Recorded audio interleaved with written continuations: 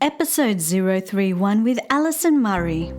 This episode was brought to you by InvoCare and SG Home Loans.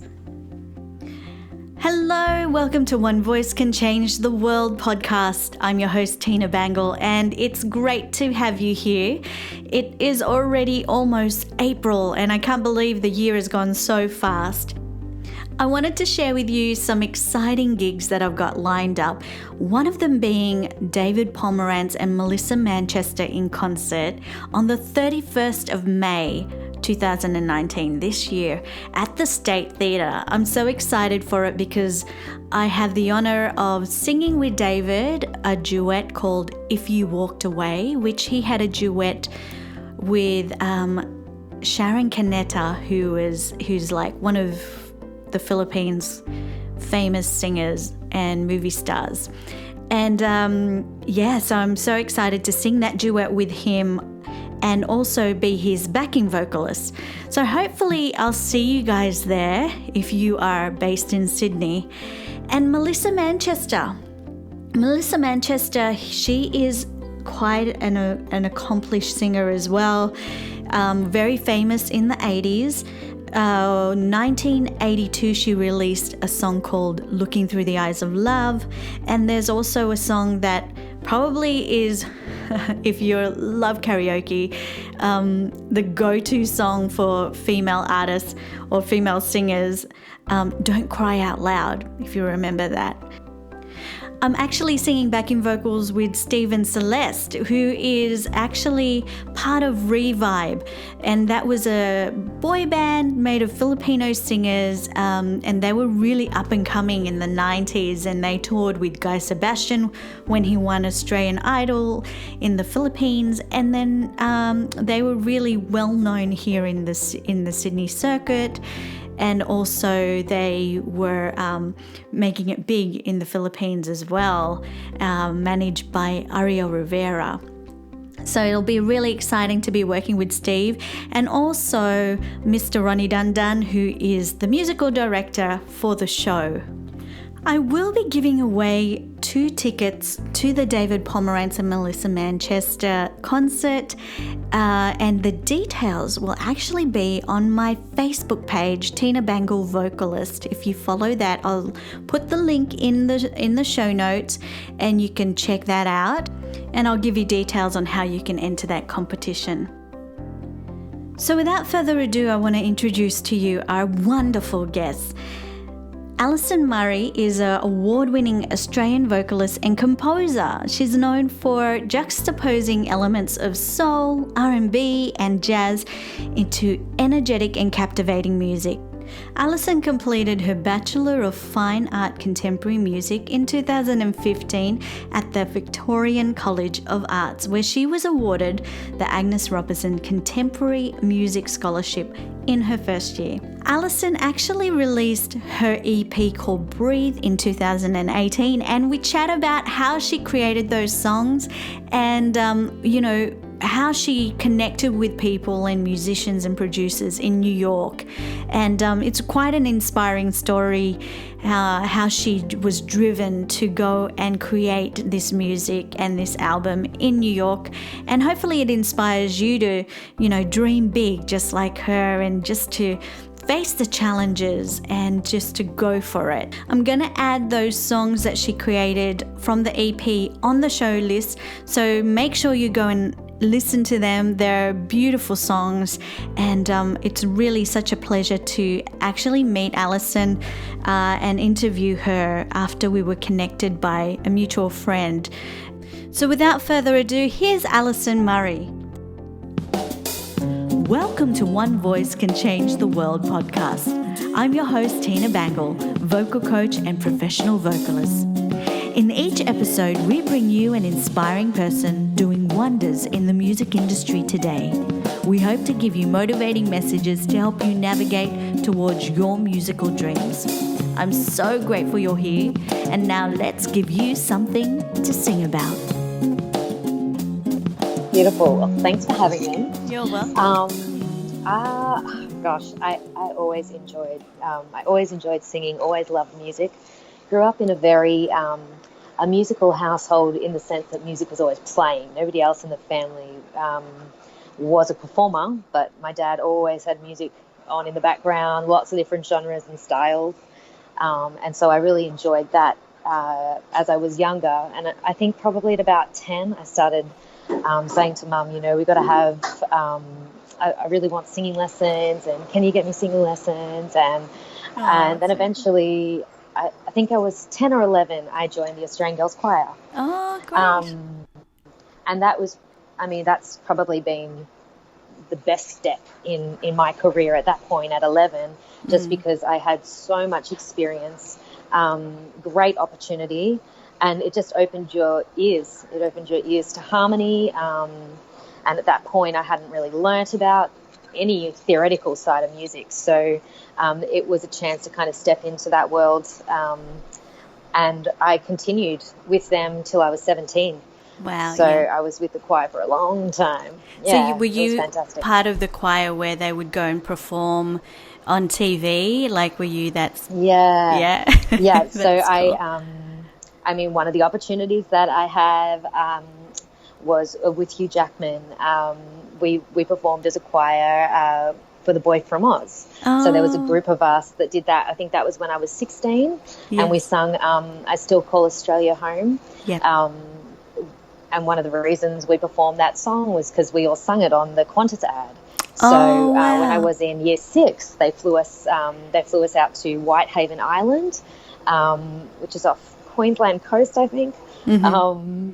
And yeah, we were filmed on this beautiful white sand as the helicopters flew above us, filming us sing. Amazing. Yeah, I got goosebumps because experience. I remember that commercial. I was like, oh my God, that's so amazing. Yeah, so. It's such a beautiful, yeah, it was a beautiful thing to be a part of. And as a child doing that, what a exciting way to experience music and singing. Absolutely. Yeah. That's so good. So that's how you ended up working with Hugh Jackman, doing that in The Boy from Oz. So was that like every night you were doing that, like while the show was on, or did you have? Gosh, I can't remember how many performances we did. Mm-hmm. I think it was maybe like a Thursday, Friday, Saturday, Sunday thing for however long the performance was in Melbourne for. So they had the Melbourne Australian Girls Choir did it with him in Melbourne, and then the Australian Girls Choir in Sydney did it with him in Sydney. Okay. And so, so they used the choir in each different state. So we just did the Melbourne performances. Mm-hmm. But just to see, it was at Rod Laver Arena. Right. And just to see something of such a high production, and all the different things happening backstage as far as lighting and everything goes, it was very exciting and open kind of possibilities of the directions that we could take as young artists as well. So That's awesome. It was very cool. So you must have made a lot of friends. Definitely. Yeah. What are those friends doing now? Are they pursuing music as well? Yeah, it's interesting. I think less and less people continue with it as they get older. Yeah. It's a very hard thing to pursue. It's not an easy choice financially. No. Yeah. Out of all the girls that I knew, maybe about 4 of us are still doing music to a professional level to some degree. Out of my group of people, whether that's teaching. Teaching music or performing or writing, some sort of avenue. But very few continue down that path. I actually had a student who was part of the Sydney one. She ended up singing I Still Call Australia Home with the choir when Oprah was here in 2010. Fantastic. And then at the Opera House. Yeah, at the Opera House. Yeah. And then Hugh Jackman abseiled, was it abseiled or what? The Flying Fox? He went on the Flying Fox. And then, Oh, that's so great. So that was like, amazing. Yeah, really, really amazing. So she had lots of opportunities like that and, going on the different morning shows. It really is a fantastic program. It's a fantastic choir. Yeah. The morning shows are great support as well. You always see the Sydney girls on the sunrise. Yeah. That's so fun. And it gives you that foundation as well. So definitely. Yeah. That's by far, definitely. a huge factor Yeah. as to where I am now. So that's nice. Yeah. I love your dedication. I noticed that you've moved to New York City. How long have you been living there? What are the challenges and how did you overcome them? I moved here in 2016 and I was here for about 14 months. Basically, I finished my music degree at VCA, the Victorian College of the Arts in Melbourne. Mm-hmm. I was like, cool, what do I do with a music degree? Yeah. I don't know. So I'm going to go to New York. So basically that's what happened. I went over here for 14 months and I decided that I was going to record my first album. Amazing. And so I did.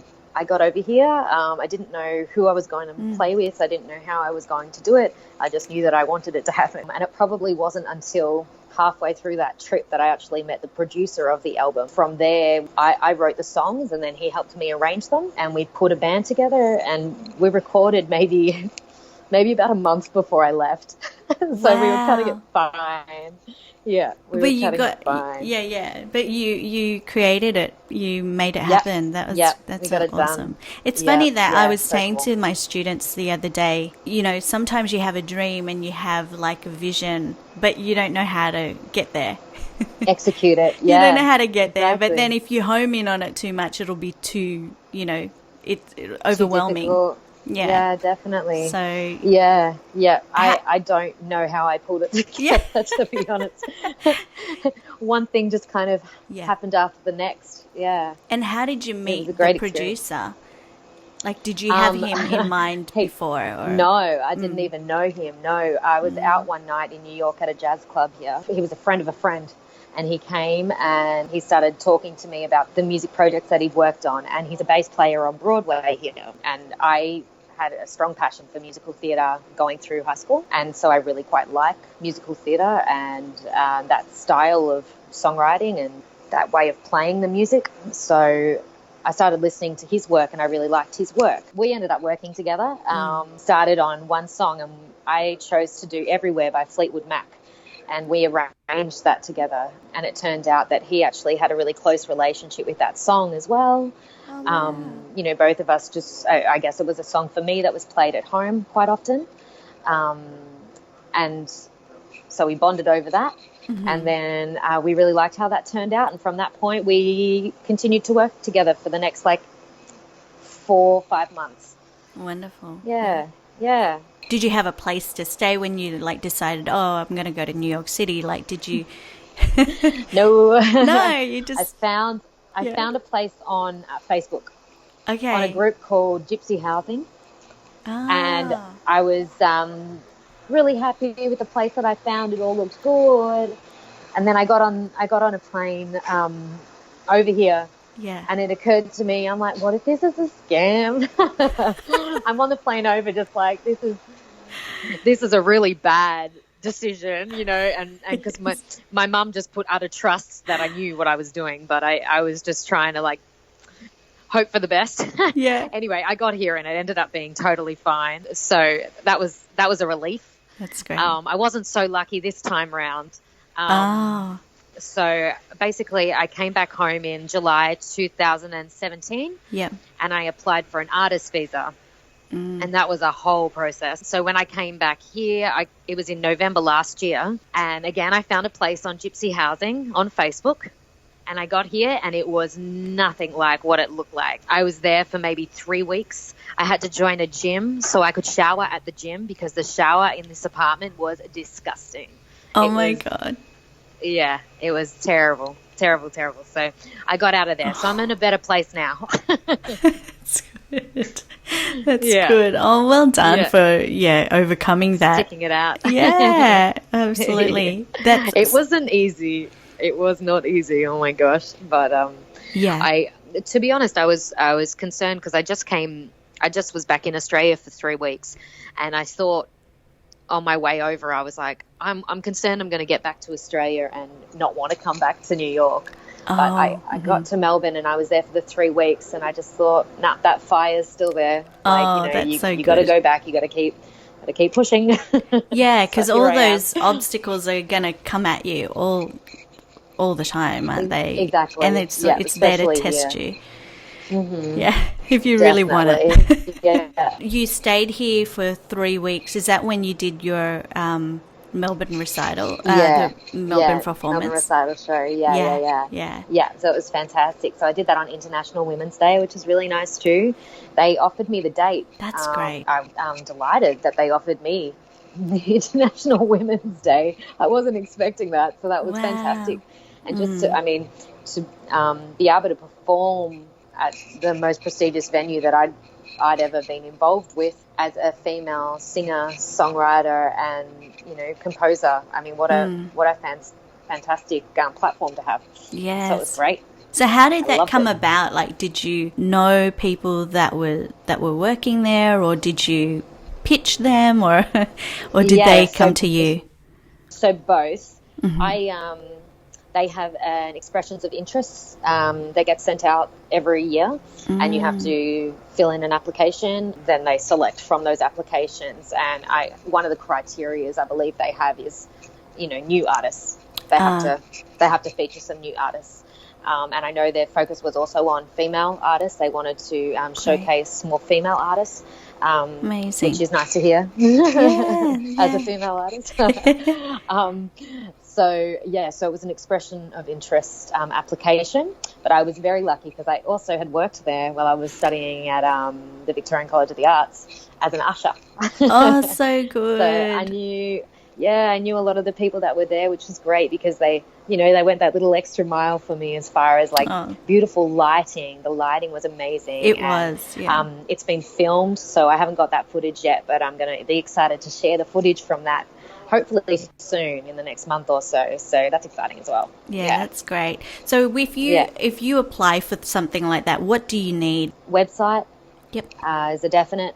Most places like to see your social media or at least have a link to them, and like a good bio, a clear description of who you are as an artist, which sometimes I really struggle with because it's hard to pinpoint that. And also a clear idea of what kind of show you're putting on and what the point of it is. Why are you doing this, and who your audience is and how to market to them. Those things are really important. I mean, for any show that I do, those things are, how I kind of break everything down. How do I get people to see this performance? Yeah. So I was delighted because I was aiming for about 80 people. I thought that would be a really nice number. The room holds about 115, I think. Okay, yeah. And I ended up having 95 people there, which was awesome. It felt so good in there. It was a really great night. I was very happy. Yeah, that's great. And like, did you have family there? And oh yeah, yeah, lots of family. I probably knew a good 70% of the room. Well, that's great. Which is nice because it was a local show and not living there now. It's it's that's nice very special. Yeah, it was. Yeah, it was because then you can, bring back what you were creating in New York, and then showing everybody what you've done. Showing it to people who have very much been a part of the journey too, old music teachers and family that has, seen me when I wasn't doing much or when I've been trying to get things happening and it's been really hard, and those people that see how much you put in and don't get out. And then so when you do get out, it's that much more special. Yeah, exactly. Yeah. So I loved the title of your show. It was Breathe, right? Yeah. Tell us about that and how that came about. So Breathe is the title of the album that I recorded when I moved over here. And the title track, Breathe, I wrote maybe within a month of being in New York. Maybe not even that. It might have only been a couple of weeks. I was catching the subway back and forth from the city to Brooklyn. It just overwhelmed me with how much anxiety people are carrying here, just so much concern and worry all this. And so I kind of wrote it to be a bit of an anthem, and I think it has resonated that way too, which is really nice. A lot of the musicians that I ended up working with on the album have come from church, so it's got a very strong kind of gospel undertones. It's very uplifting, which is the point. Yes. So it was a really nice piece to reflect upon as far as the initial stages of me writing it. I mean, I have a video of me sitting at the piano, playing it and singing it for the first time. and then to see it go through all the stages of production to a live performance, it's such a lovely journey to go on as an artist, which I'm sure you understand. I can imagine. Great process. Awesome. Yeah. Tell us about how you created some of those songs on your album, Breathe. Yes. Yeah. My writing process differs a little bit from song to song. Sometimes I get really strong melody and lyric ideas kind of simultaneously, and I'll be in the middle of doing something or in the middle of catching the subway or running to work or whatever, and I just do a quick voice memo recording, I'll get back to this later. And then I kind of sit down and try and work out the harmony on the piano. Other times I'll sit at the piano and I'll kind of rotate chords around, so I'll just kind of create a vamp of chords, and then I just click record and I just kind of like word vomit, just sing. That's great.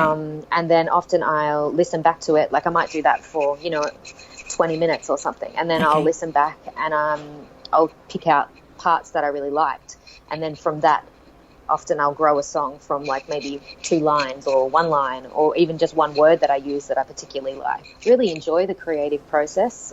Sometimes it comes to me differently, but usually that would be my approach. Yeah.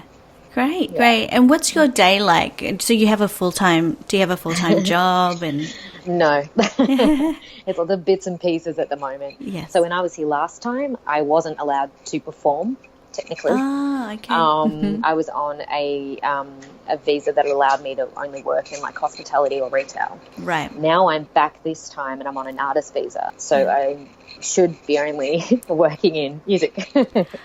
Right. So I'm doing lots of bits and pieces work at the moment, a little bit of teaching, performing at night, babysitting when I can. Yes. So my days are fairly unpredictable. Try to get as much routine as I can, but it's just too hard. I mean, the days are long, especially because, like I said, I live quite deep in Brooklyn. So when I come into Manhattan, I tend to stay out here all day. And then there might be a really good show on at night. So I want to go to the show to go and watch. And it's nice that there's so much accessible music here all the time. Yeah, that's great. Yeah, so that's been, it's a tiring life, but it's exciting. Oh, very exciting. Yeah. You have to know when to switch off and when to give yourself a break. Yeah. I have a student who was on the podcast last year, and she's performing in Radio City at the moment. Oh, I think, fantastic. I don't know if the season's over, but I know that she got renewed, and so she's living there, so I might connect you two. Yeah, definitely. It's such a dynamic place to be. That's great. It's good to know other Australians here too. Yeah, absolutely. How are you going about networking, and what do you do? Well, what are some of your tips that have helped you? For me, it's being out, going to shows of artists that I really like, talking to people at the shows, trying to speak to people after the shows, hanging around to try and speak to the artists, going on social media and doing research, where are the artists that I like and that I would relate my sound to? Where are they performing? Who are the contacts for those venues? How do I get in touch with those contacts? It's kind of all these different cycles of things. And because at the moment I'm doing it all myself. It'd be very nice if I can have some of that taken off my hands at some point. But it's just a lot of hustling and chasing, and getting better at not being afraid of calling people and afraid of reaching out and asking questions, it's surprising how hard that can be sometimes. Oh, yeah. Making that phone call can be so terrifying. It's like, why is this scaring me so much? It's so stupid. Like, what's the worst that can happen, I know, and it's all the stories that we make up. What if? Yeah. Or they might. Yeah. Procrastinating. Exactly. Yeah. Get it done. Yeah. No, that's good. Yeah. So how do you overcome those challenges? What do you do to help you with your mindset to keep going, For me, meditation's definitely a big part of my day. I at least try and do 15 minutes. Sometimes it's really hard to try and get that in, but being grounded here is just like, a must. Everyone's so busy and everyone's energy is just so high all the time, and A lot of times you're running on adrenaline from seeing that show. You want to be able to sleep at night so you can recharge, and it's such a busy place. Just being able to switch off, trying to make sure you're eating well, all those kind of things. And songwriting is a really good relief for me as well, being able to sit down and kind of get ideas out, finding ways to switch off. And I think everyone has different approaches as to how they do that. But yeah, for me, it's, even just sitting at a park or even in a coffee shop. I love coffee culture. Yeah. Which is killing me here because it's nothing like Melbourne. So if somebody wants to follow in your footsteps, like to go overseas and start music and start, working there, what are some of the tips that you would give to them? Don't rush it.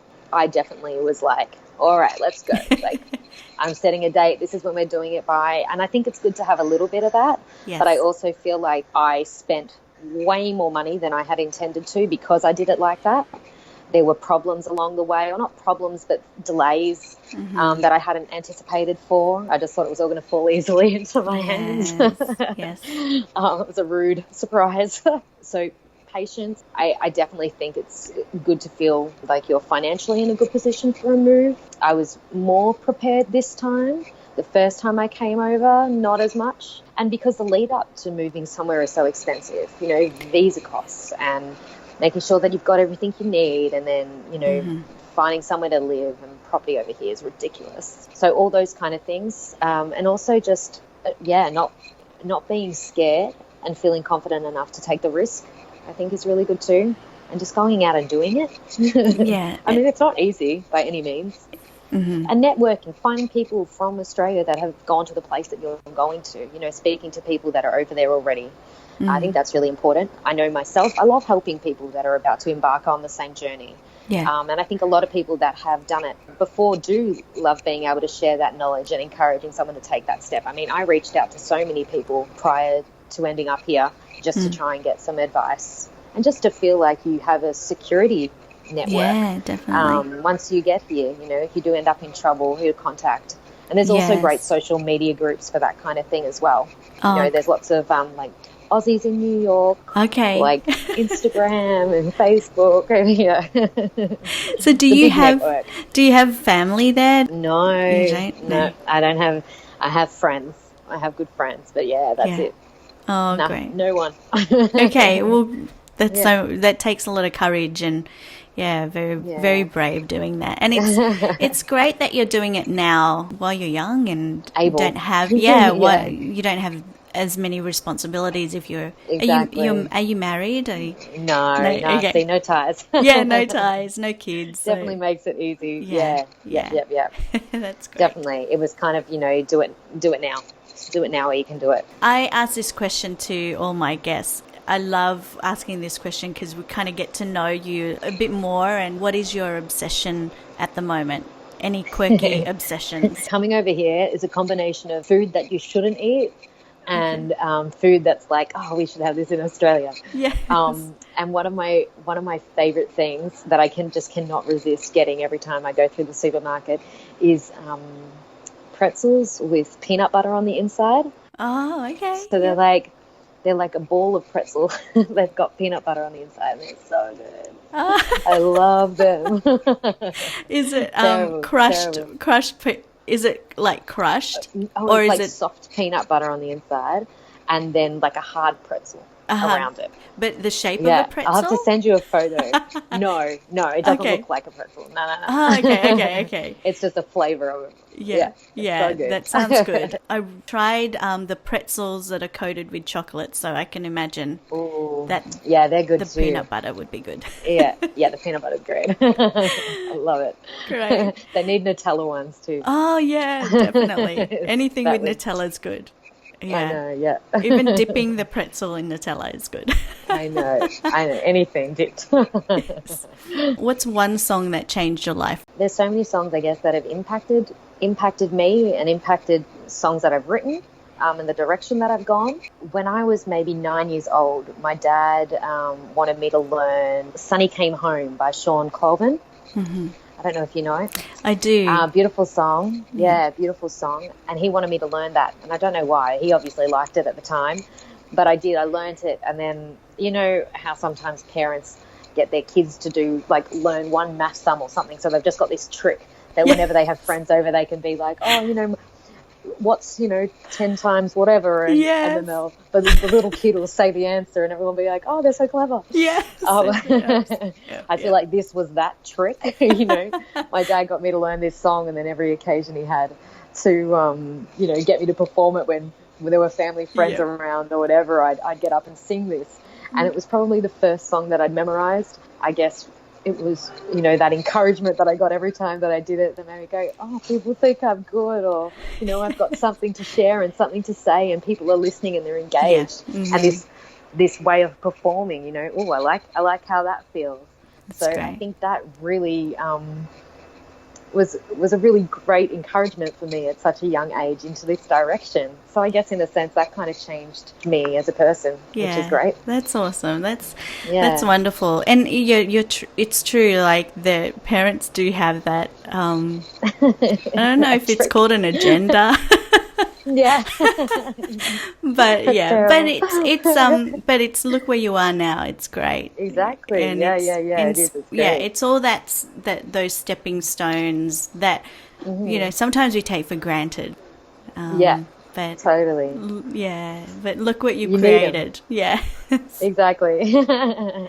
Exactly. The name of this podcast is One Voice Can Change the World. What does that mean to you? I was thinking about this. It's I actually posted something on my Instagram the other day about smiling and how when you smile, it's contagious. And I think you underestimate the impact of the things you say to people and what effect that they might have, be it positive or negative. I think we have a lot more power than we realize when we speak. And one thing that I would say about a lot of the performances that I have that they are very uplifting. A lot of people say they're very organic and relatable, which is nice. That's how I would like to be received as an artist, and I really enjoy making people feel good and to lift the spirits of a room. And so I guess, being able as an artist to be on that platform, to have everyone's attention for 5 minutes to an hour, if you can change the mood of everybody in that room and then they leave that room in a good headspace, I mean, it's a ripple effect, Yeah. So I think that would be how I would sum up, being able to change it. Yeah. I love change it. the world with one voice. Yeah. Yeah. With your message. Yeah, it's beautiful. Yeah. That's wonderful. Yeah. And what's your future projects going to be like? What have you got coming up? Well, it would be really great if I could win the lottery to help with this. Yes. I would love to do some more recordings, but I mean, it's just such an expensive process. I just have to see how I can get that happening as inexpensively as possible. But I'm in the works of trying to build up an East Coast tour that I'm hoping to do mid-year. So great. That's in the process at the moment, which will be great. Also coming into the summer festival season, hopefully you'll see some little announcements for some summer festivals in the US. If anybody's traveling over here, keep an eye out. Yep. But yeah, I mean, I'm always writing. I try and write something every day, even if it's just, 5 minutes. There will be more recordings, but if not, there's always lots of stuff going up on my social media for people to hear and listen to, and live performances that people can come along to as well, if they're on this side of the world. And then are you planning to come back to Australia to do some more? Yeah, I'm hoping so. I'll probably be back in the summer. I haven't booked anything yet, but that would be the aim. I mean, there's obviously lots going on that time of year, and, get away from this winter because that's awful. Yes.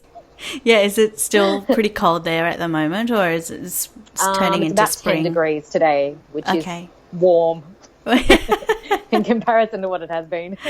Right, yeah. Well, it's been hailing here and lots of thunderstorms, really? Which is gosh. Yeah, it's pretty much like every month there's something that like big thunderstorm going and on. Hail and the weather's changing. It is. Yeah. It certainly is, yeah. So how can people follow you? What's the best place to find you and listen to your music? Well, all my links are on my website. So that's Alyson Murray Music. It's Alyson with a Y, Alyson. Instagram's definitely my most active page. I tend to enjoy that platform the most. Okay. I've got my Facebook page as well, but I'm definitely more active on the Instagram. It's so much work trying to keep up with all this social media. Yes. You got to do it, but it's a lot. Yeah. Good job. Yeah. So we'll get people to follow you and Spotify as well, or your Spotify and iTunes. Yeah. And yeah, hopefully everybody can come and, people listening here and that live on that side of the world can go and watch your live performance. And it's nice to see you creating this, what you're doing, and seeing Aussies in New York trying to pave the way. And it's so good. We've got to make our footmark here. They need us. Yeah, you've done such a great job. Thank you so much for being part of the podcast. I'm sure it's going to inspire so many kids that want to follow in your footsteps and, that just need that extra encouragement. So I think what you've shared today is going to really help them, even plant a seed in their mind. So that's right. It's all about the seeds. I love it. Thank you. Thank you so much too. Bye. Hopefully see you soon. Bye. Yes, bye.